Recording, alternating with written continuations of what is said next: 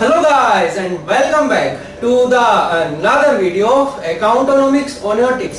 आज हमारे अकाउंट्स का वीडियो नंबर 48 और डिबेंचर्स का वीडियो नंबर 11 और आज हम डिबेंचर का सबसे सिंपल कंसेप्ट करने वाले हैं, वो है इंटरेस्ट ऑन डिबेंचर। तो अब इसकी कैलकुलेशन कैसे होगी, इससे रिलेटेड जर्नल एंट्रियां, टीडीएस की कैलकुलेशन, सब कुछ हम आज वाले वीडियो में कवर करने वाले हैं।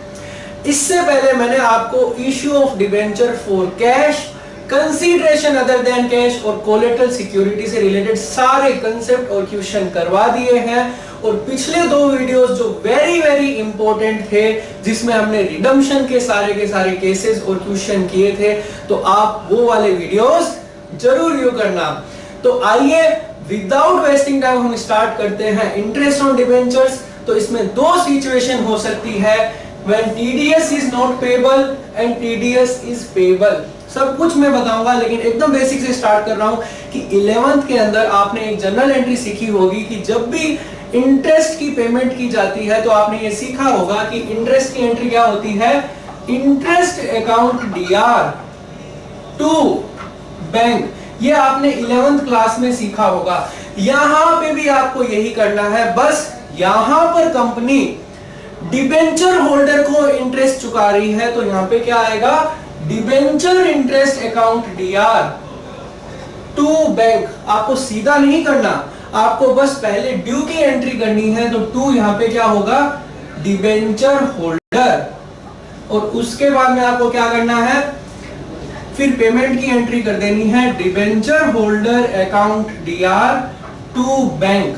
अगर आप इस एंट्री का क्रक्स निकाल के देखो तो डिबेंचर होल्डर और डिबेंचर होल्डर कैंसिल आउट हो गया, CRO DR, तो एंट्री वो की वही निकल के आई, interest account DR to bank. बस यहाँ पे डिबेंचर्स था तो debenture interest account DR to bank.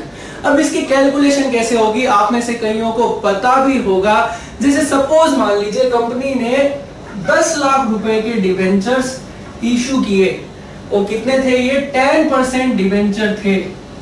तो यहाँ पे इंटरेस्ट हमेशा डिबेंचर्स के नाम के पीछे छुपा हुआ होता है। तो यहां पे जो इंटरेस्ट होगा 10 लाख का 10% कितना होगा, 1 लाख। अगर यहां पे 9% डिबेंचर होता तो इंटरेस्ट कितना होता, 9% के हिसाब से 10 लाख का 9% 90,000, 8% होता तो 80,000।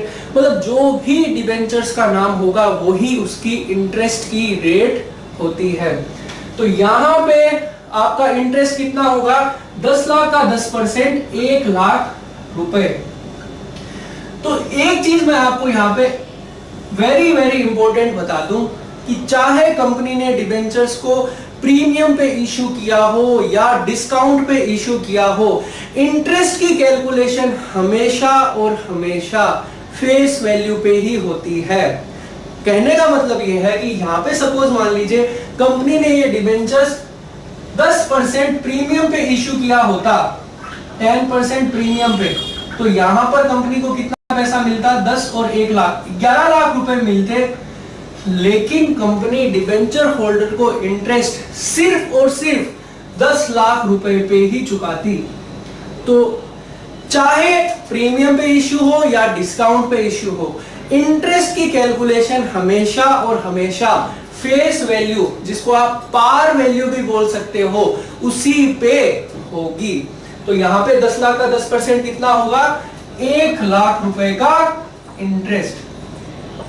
ठीक है, तो बस यही दो एंट्रियां आपको पास करनी है, 1 लाख रुपए से 1 लाख और दूसरी एंट्री पेमेंट की, बस यही दो एंट्रियां। अब कई बार क्या होता है कि कंपनी डिबेंचर होल्डर को इंटरेस्ट साल में एक बार की जगह 2 बार चुकाती है। जैसे मान लीजिए ये डिबेंचर इशू किए थे 1 अप्रैल 2011 को, और कंपनी साल में 2 बार इंटरेस्ट चुका रही है। पहला इंटरेस्ट 30 सितंबर को और दूसरा इंटरेस्ट 31 मार्च 2012 को। तो इस सिचुएशन में क्या होगा, पहला इंटरेस्ट तो हो गया 1 अप्रैल से लेकर 30 सितंबर तक का, और दूसरा 30 सितंबर से लेकर 31 मार्च तक का। तो इस सिचुएशन में ये ही एंट्रियां होनी है, बस कुछ भी नहीं करना। इंटरेस्ट की जो कैलकुलेशन होगी उसमें थोड़ा सा फर्क पड़ जाएगा, क्योंकि ये 1 लाख का इंटरेस्ट पूरे साल का था, तो 6 महीने का कितना होगा, 50,000 और 50,000। अगर आपको कैलकुलेट करना ही हो तो इस तरीके से होगा 10 लाख का 10% कितने महीने का, 6 महीने का। एंट्रियां यही होनी है, बस यहाँ पे अमाउंट चेंज हो जाएगा 50,000 50,000। इसी तरह ये बैंक की एंट्री हो जाएगी, डिबेंचर होल्डर टू बैंक। और यहाँ ये दोनों एंट्रियां कब हो रही है, 30 सितंबर को हो रही है। और यही सेम टू सेम दो एंट्रियां आपको 31 मार्च को यही एंट्रियां आपको वापस पास करनी है। सेम एंट्रियां होगी, चाहे 30 सितंबर हो या 31 मार्च हो।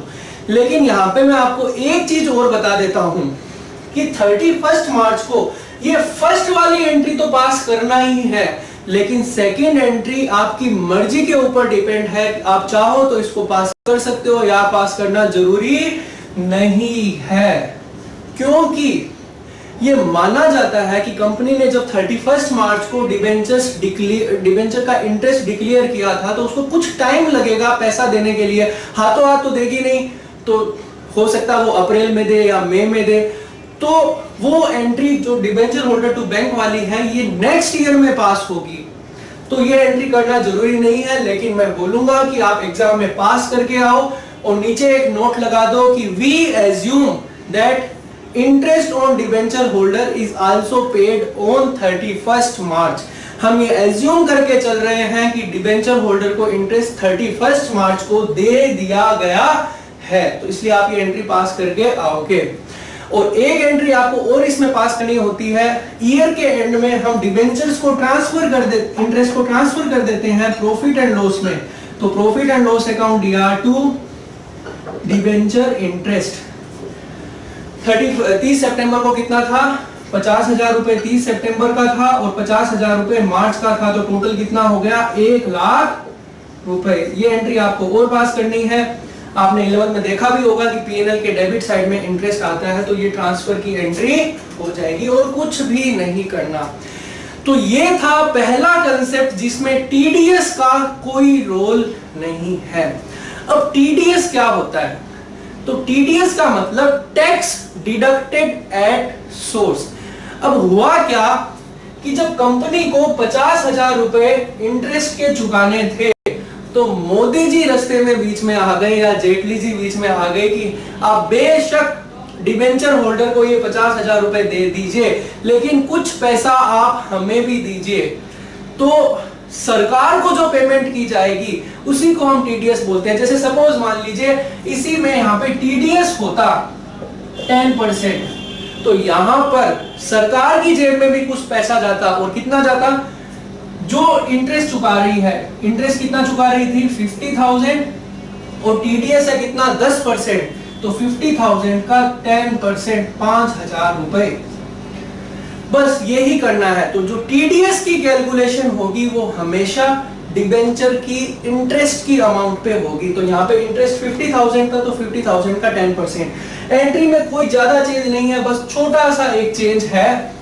यहाँ पे देखिए, अब डिबेंचर होल्डर को 50,000 यहाँ पे नहीं मिलेंगे, यहाँ पे सिर्फ 45,000 ही मिलेंगे, क्योंकि कुछ पैसा सरकार के पास भी चला गया। और कितना पैसा जाएगा सरकार के पास, 5,000 रुपए, मतलब 50,000 का 10%। बस पहले यही ड्यू की एंट्री, पेमेंट की एंट्री सेम होनी है। TDS payable account DR, debenture holder account DR to bank 5,000, 45 और 50। ये पहले ड्यू की हो गई। जब इनकम टैक्स अथॉरिटी के पास में ये पैसा TDS का जमा करवा दिया जाएगा तो ये एंट्री हो जाएगी। बस यही आपको ध्यान रखना है। सेम 30 सितंबर को भी यही एंट्री होनी है, 31 मार्च को भी यही एंट्री होनी है, और एक entry profit and loss to debenture interest की। तो ये अपना पूरा कंसेप्ट था। आई होप आपको ये पूरा का पूरा कंसेप्ट समझ में आया होगा। एक बस दो ही इस टॉपिक पे आप चीज ध्यान रखना। एक तो जो डिबेंचर का इंटरेस्ट कैलकुलेट होगा वो हमेशा डिबेंचर की फेस वैल्यू पे होगा, और जो TDS की कैलकुलेशन होगी वो हमेशा डिबेंचर के इंटरेस्ट की अमाउंट पे होगी। तो आई होप आपको ये सारी की सारी चीजें समझ में आई होगी। मैं आज इसके क्वेश्चंस नहीं करवा रहा क्योंकि आपकी 2017 की एडिशन की बुक में कुछ नए क्वेश्चन जुड़े हैं जो थोड़े बड़े हैं। उसमें आपके इशू से रिलेटेड, इंटरेस्ट से रिलेटेड और डिबेंचर्स अकाउंट बनाना सारा का सारा एक ही क्वेश्चन के अंदर है, इसलिए मैं वो आपको नेक्स्ट वीडियो के अंदर कराऊंगा।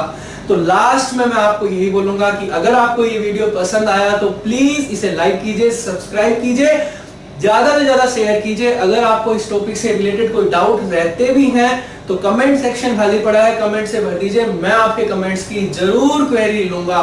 तो टिल देन हंसते रहिए, मुस्कुराते रहिए, but don't forget to subscribe my channel because a lot of things is going to happen in the forthcoming days. Till then, thank you guys.